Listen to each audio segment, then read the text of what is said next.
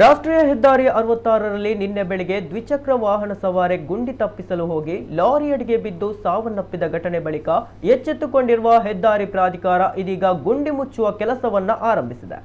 ರಾಷ್ಟ್ರೀಯ ಹೆದ್ದಾರಿಯುದ್ದಕ್ಕೂ ಸುರತ್ಕಲ್ನಿಂದ ಪಂಪ್ವೆಲ್ವರೆಗೂ ಹೊಂಡ ಗುಂಡಿಗಳೇ ತುಂಬಿದ್ದು ಸ್ಥಳೀಯರು ಹಲವು ಬಾರಿ ಪ್ರತಿಭಟನೆ ನಡೆಸಿದರೂ ಗುಂಡಿಗಳನ್ನು ಮುಚ್ಚುವ ಕೆಲಸವಾಗಿಲ್ಲ.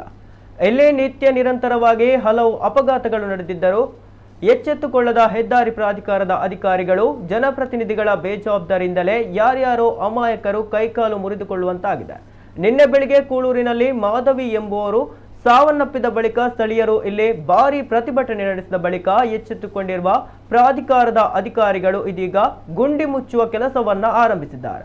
ಅವೈಜ್ಞಾನಿಕ ಕಳಪೆ ಕಾಮಗಾರಿ ಮಾಡಿ ರಸ್ತೆ ನಿರ್ಮಾಣ ಮಾಡಿದರ ಪರಿಣಾಮವೇ ನೂರಾರು ರಸ್ತೆಯಲ್ಲಿನ ಗುಂಡಿ ಅಮಾಯಕ ಜೀವದ ಬಲಿ ಪಡೆದಿದೆ.